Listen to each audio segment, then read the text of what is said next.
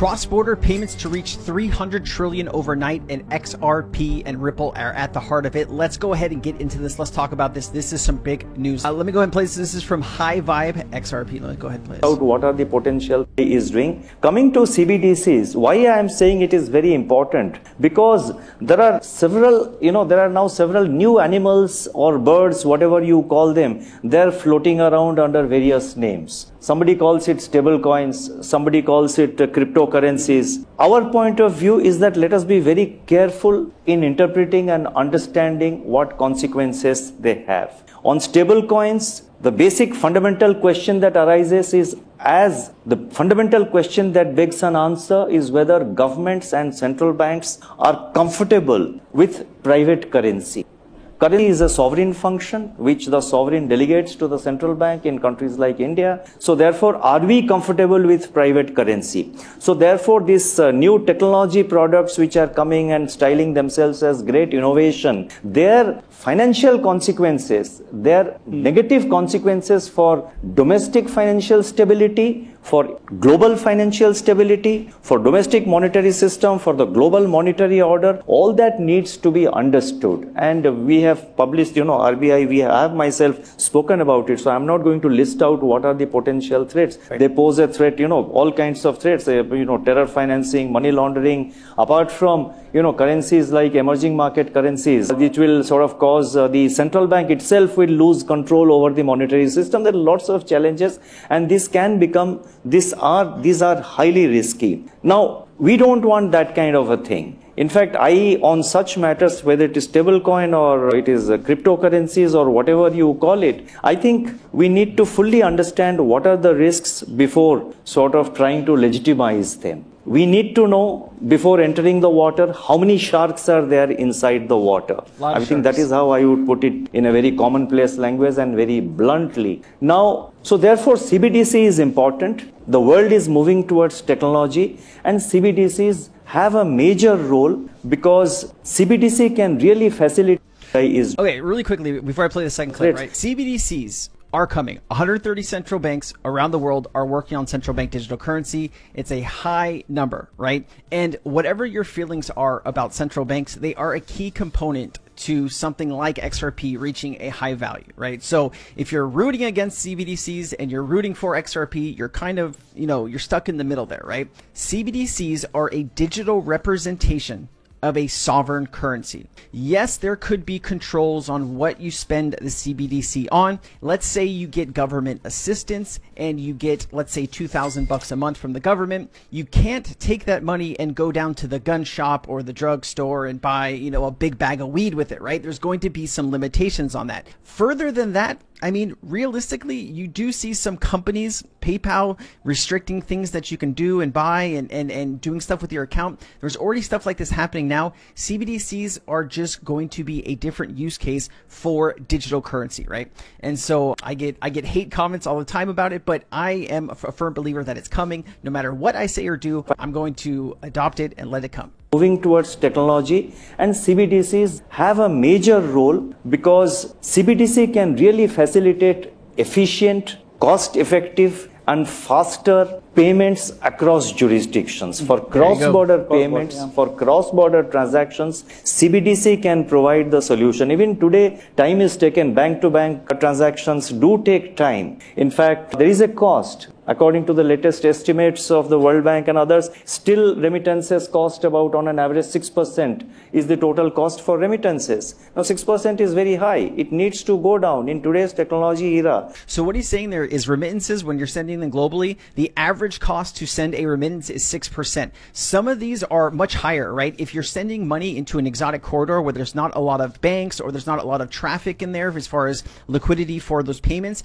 it could be as high as 15 or 20%. Right? Imagine you sending $100 and the bank taking $15 of that $100, right? That's not a system that is a global system that people are going to be able to use freely. Imagine a central bank digital currency or a system like this on the XRP ledger where you can send that same payment for under a penny, right? Sure, there'll be probably some fees that Ripple will want, but it's going to be nowhere near the 6%. So you're talking about billions if not trillions of dollars in savings globally, right? From all of these banks sending all of these payments from all of these different people. Needs to go down. So CBDC can provide a solution to make cross-border payments faster, more efficient and cost-effective. In India, Reserve Bank, we started the wholesale CBDC pilot project in November last year, and the retail mode we started in December.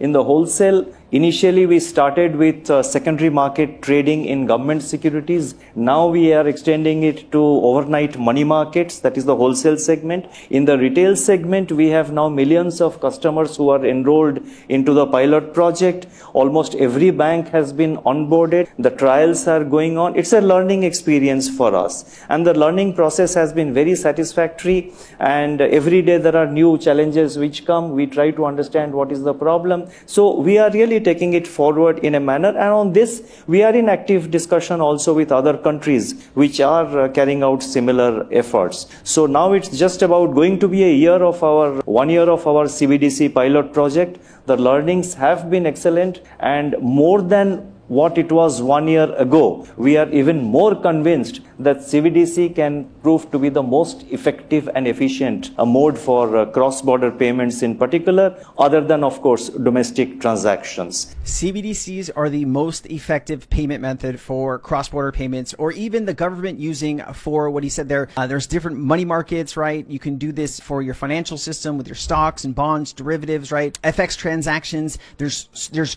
trillions upon trillions of dollars that can be sent with a wholesale CBDC and then a retail. A wholesale CBDC is something that the government and banks use to send money to and from each other. A retail CBDC is something that me and you use or business to business use. Okay, just wanted to give you that heads up.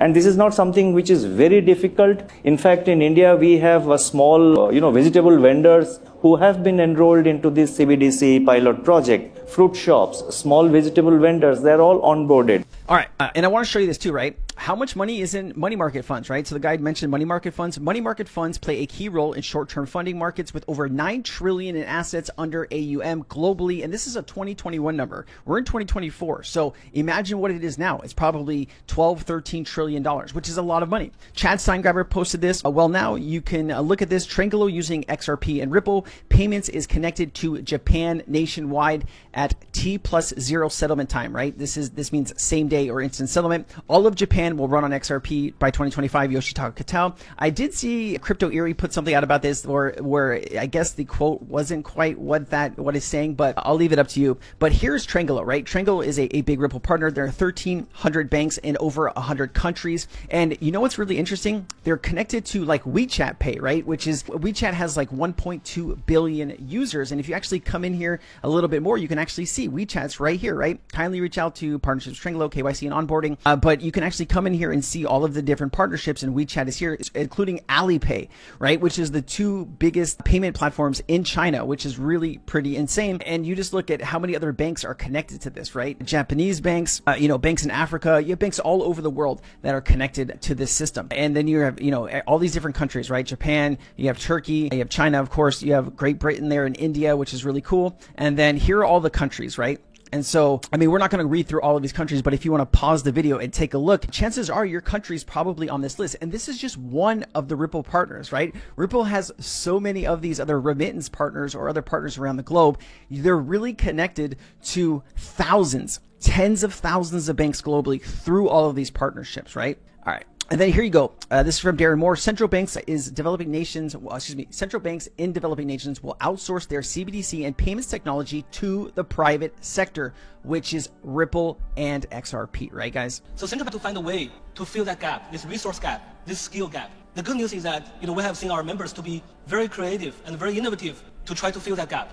Some of them would outsource certain aspect of this development to the private sector. Some of them will have partnership with private vendors to co-develop certain part of this project. Some of them will hire technical experts from the market to join the central bank so they can develop the core part of their operation internally. So there are innovative solutions to try to fill that gap. And we also see central banks, they learn from each other. Central banks like BI providing a very good platform for central banks to talk to each other so they can exchange ideas and experience. Central banks learn from each other. What do you think the Palau stablecoin is, right? That's issued on the public XRP ledger. Palau used to be a U.S. territory, right? They have a U.S. dollar stablecoin there. That is a testing ground for an American CBDC. Don't let anyone tell you differently. That's exactly what that is, right? They're going to see how it works in Palau. Will this work in America?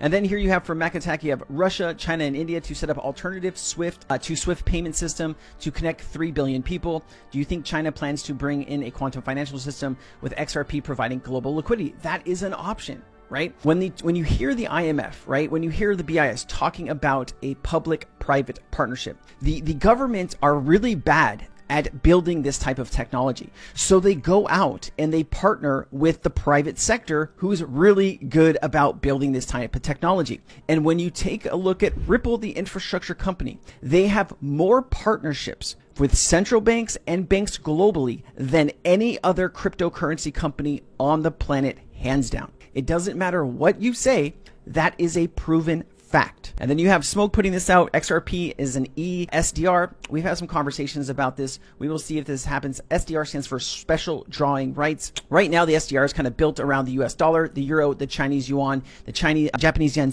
and the British pound. Eventually, I do believe these will be all digital representations of the currency. And also too, we have the final clip here. CNBC highlights Ripple CEO Brad Garlinghouse as crypto bull, as he predicts the crypto market will double in reach by $5 trillion by the end of 2024. That's this year, end of 2024, to $5 trillion. Insane. Ripple CEO Brad Garlinghouse forecasts that the crypto market will double in size, hitting $5 trillion by the end of 2024. Speaking with CNBC, Garlinghouse cited factors including the upcoming Bitcoin halving and the arrival of the first U.S. spot Bitcoin ETFs, which he said is driving real institutional money. One of the other factors that Garlinghouse sees pushing the crypto market to new highs is the possibility of more regulatory clarity in the U.S. Under the leadership of Gary Gensler, the SEC has been aggressive in its enforcement on crypto companies, including Ripple. The agency sued the crypto company back in December of 2020, alleging it illegally sold XRP in unregistered securities deals. Ripple denies that claim and is fighting the suit. But remember, 2024 is an election year, so crypto hopefuls are optimistic that the next administration will be more accommodating to the industry. Now, Garlinghouse isn't the only crypto bull predicting. Okay, real quickly here though, the next administration. So he was hinting at maybe another Trump administration. Do we forget it was the former Trump administration that brought the lawsuit against Ripple? Go figure, right? People really forget what just happened like four years ago, right? It was Jay Clayton and Bill Hinman under the Trump administration that brought the lawsuit, right? Bill Hinman got paid $15 million by the Ethereum Alliance and gave Ethereum a free pass. You even had Joseph Lubin helping write his speech that gave Ethereum a free pass, right? So scandal, you have laws being broken by the past administration. So I have no hope for another Trump administration. That's me personally. I hope that the current administration replaces Gary Gensler and gets their shit together so we can actually have crypto regulation and adoption in America. And I have another video coming out where they're talking in Congress about a stablecoin possibly being launched in the US maybe this year, and I'll have a video on that for you soon. But people forget really quickly about just the past administrations, how they've dealt with crypto, right? Outsized gains for the crypto market in 2024. Gemini's chief operating officer recently told CNBC that he expects Bitcoin's price to rise to $150,000 later this year.